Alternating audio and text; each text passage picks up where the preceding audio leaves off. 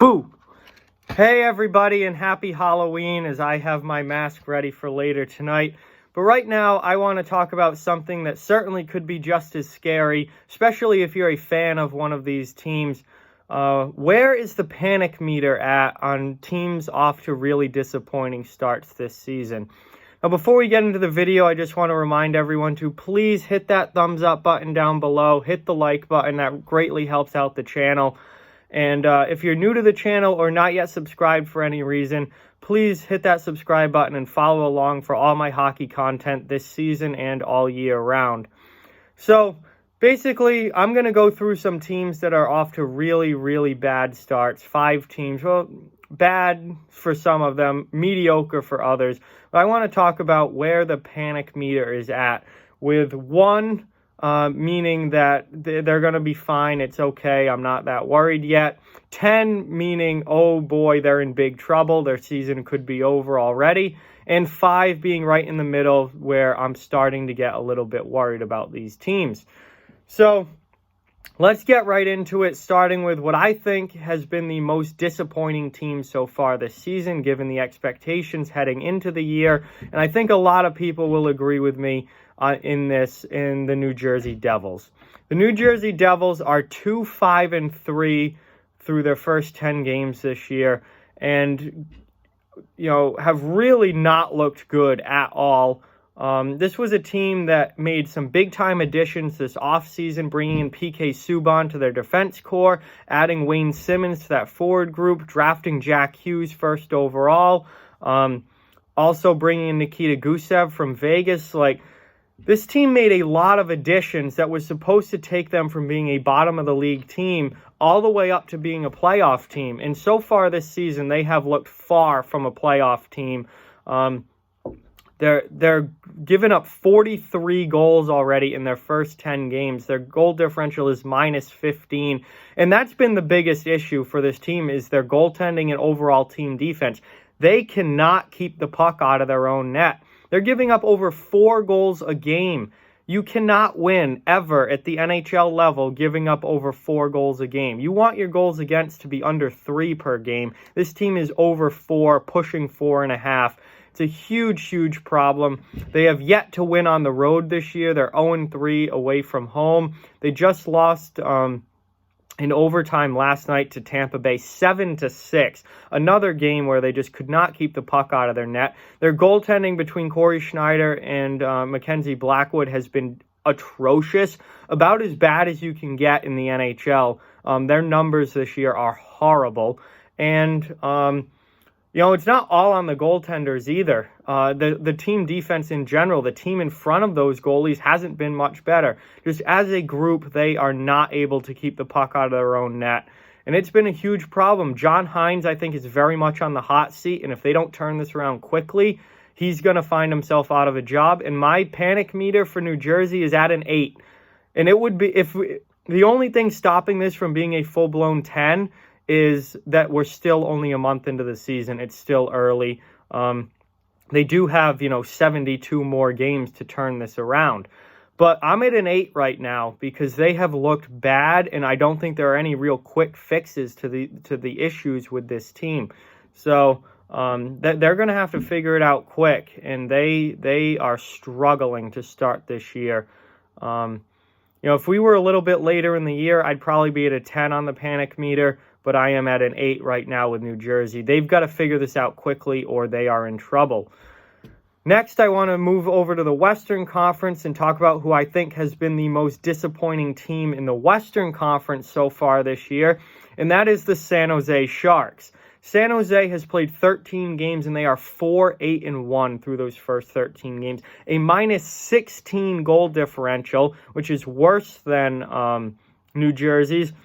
And they've given up 48 goals to start this season. So obviously they've played more games, so their goal against is higher. But 48 goals given up in 13 games to start this year. They cannot win on the road. They're 2-6-1 on the road. It's been a really bad start for San Jose. This was a team that going into the year, I did expect to take a step back. They lost Joe Pavelski. They lost a lot of depth players. They lost a lot of depth on their back end because of salary cap issues. they have, I thought they weren't going to be as good as they have been the last few seasons. But holy crap, I did not expect them to do this. I still thought they were a playoff team, still thought they were pretty good. They still have a lot of high-end talent. Logan Couture is still there. Evander Kane is still there. Timo Meier and Tomas Hertl are still there.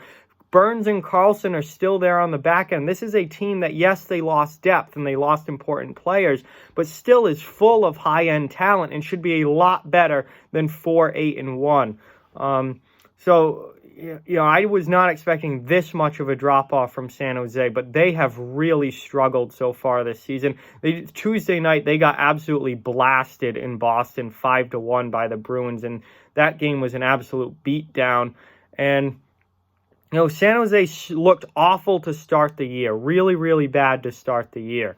Then they kind of won some games and looked like they were starting to head back in the right direction, but now they've lost 3 in a row, and they are, back looking like they're in trouble. So my panic meter with San Jose right now is not as high as New Jersey's, because I think they do have the high-end talent to turn this around and actually, maybe start winning and stringing some wins together.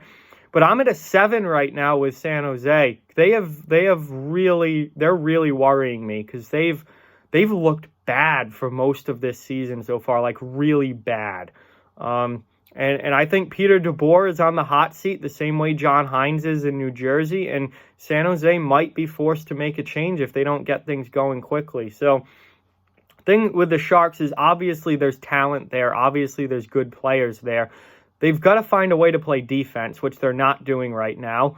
And, they've got to find a way to string some wins together and pull themselves back into this, because 4-8-1 is certainly not a good way to start the season. And, they're going to need to go on some win streaks here to pull themselves back into this. Sticking with the Western Conference, another team out west that I think has been really, really disappointing so far has been the Dallas Stars. Dallas is 5-8-1 through their first 14 games. And another team that's really had trouble on the road this season, 2-5 so far on the road. It's been a struggle. In Dallas at the beginning of the year, they were a playoff team last year. This past offseason, they added Joe Pavelski, they added Corey Perry, they added Andrej Sekera. They brought in these veteran players who were supposed to be, kind of nice additions to an already strong team. And it was supposed to take Dallas from wild card team like they were last year up to division contending team and a real full-on contender in the Western Conference. So far, that has not been the case. Dallas's big guns, their top players, have all really struggled to start this season. And that's, I think, been the main issue with them, is that their best players have not been their best players. Jamie Benn's off to a pretty rough start. Tyler Seguin hasn't been great. Alexander Radulov did have a hat trick in the last game, which boosted his numbers, certainly.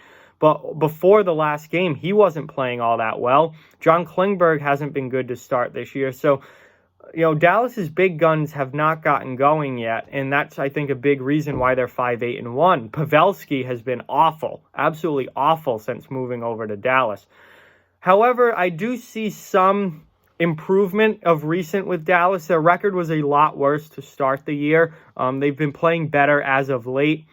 Had a huge comeback win against Minnesota on Tuesday night. They were down 3-0 in that game and came all the way back to win 6-3 with a huge third period. So, Dallas has shown signs of life, and I think, if they can get their star players to be their star players, then they're going to probably turn this around and end up back in the playoffs where they belong.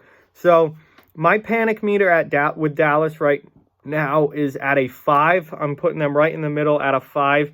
It's not been a good start. I am a little worried about the team, mostly because their star players aren't playing like star players. However, I do think that they do have a chance to turn this around and end up, pulling themselves out of this and back into being a one of the better teams out west, because their star players are good and they have the ability to start scoring. And once they do that, I think this team's going to be fine. If they can get their top guys to play like top guys, Dallas is going to be fine. So, I think it's a little concerning what they've done, how they've looked early, but it's still early. And I think once they get going, they're going to be in decent shape, and Dallas will probably pull themselves back into a playoff spot. So moving over now back to the Eastern Conference, another team that made big-time offseason additions that were supposed to move this team into playoff-level category is the New York Rangers. They traded for Jacob Trouba. They brought in Artemi Panarin in free agency. And so far, through their first 10 games this year, they are 4-5-1. Not terrible, only one game under 500, but certainly not playoff level either, as they sit quite a ways out. They've got a lot of teams to jump over if they're going to end up getting into a playoff spot. They are currently fourth from the bottom in the Eastern Conference, with only Detroit, Ottawa, and New Jersey being worse than them. So, obviously expectations. Listen, the Rangers were overhyped going into this season. The expectations jumped too much just because they added Artemi Panarin. One player does not take a rebuilding team and make them all of a sudden a contending team. I mean, God, Edmonton's had Leon Draisaitl and Connor McDavid, and they still can't make the playoffs, although they're off to a good start this year. But the last 2 years, Edmonton hasn't made the playoffs with two of the best players in the league. Adding Artemi Panarin does not make the Rangers automatically a playoff team. And I think we're seeing that this year. They're still a rebuilding team. That defense is not good. Jacob Trouba obviously is a nice add and is a really important player for them. But overall, that defense is not good. And the Rangers still have some work to do. Now, they're right around 500, and they're kind of log-jammed in the East. Right now, Toronto holds the last wildcard spot with 15 points. They're only one game over 500. So, I'm not saying the Rangers season is over or that they can't make the playoffs. I'm just saying it's kind of been a slow start for them. 4-5-1. I think a lot of teams expected them to kind of jump out of the gate and be like, hey, we're good now. Look at us with our newfound talent in Trouba and Panarin. And that just hasn't been the way it's gone so far. They've kind of been a 500 team out of the gate. So my panic level with the Rangers, I think right now is probably similar to Dallas. I'm going to go a little higher. I'm going to call the Rangers a 6, just because my expectations for the Rangers aren't as high as other people's. I don't think they make the playoffs, but I don't think it's panic time either. This is a team that is still in a rebuild. And they're still not there yet. They've still got a little while to go before they're going to take that next step, I think. Obviously, adding Trouba and Panarin are great for the team now and for the future.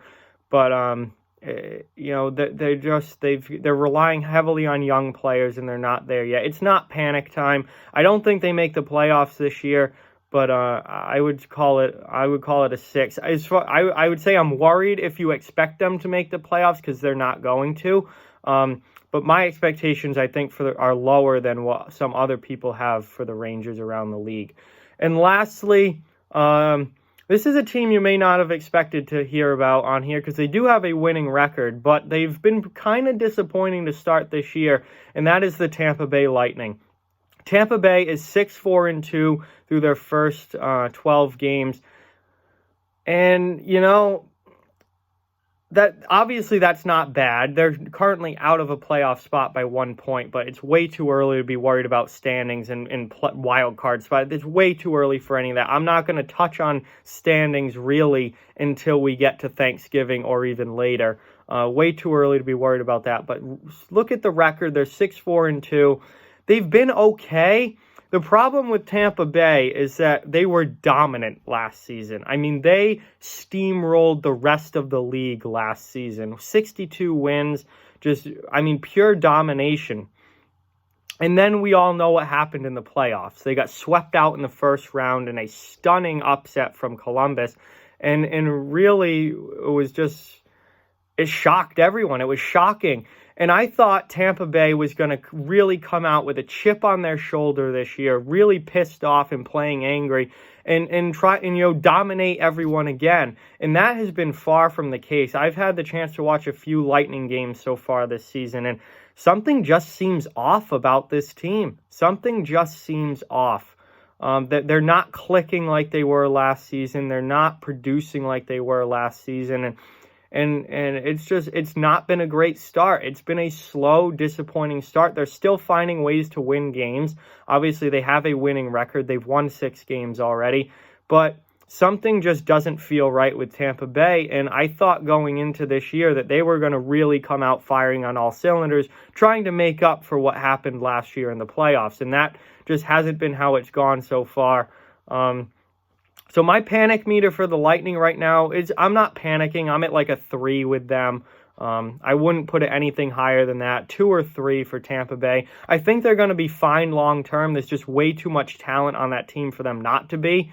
I mean, they still got Hedman, McDonough, Shattenkirk, Chernak on the back end, Sergachev.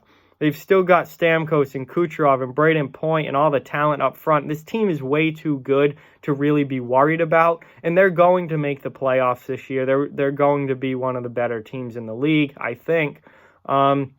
But it hasn't been an overly impressive start, to say the least, and I'd really like to see Tampa kick things into a second or third gear here and get moving and get back to being that Lightning team that we saw last year in the regular season that really kind of pushed everyone else around it and took over the league. So, yeah, I'm not overly worried, but it hasn't been a great start for sure. So there's my panic meter for 5 teams that are off to disappointing starts. Thank you guys so much for watching.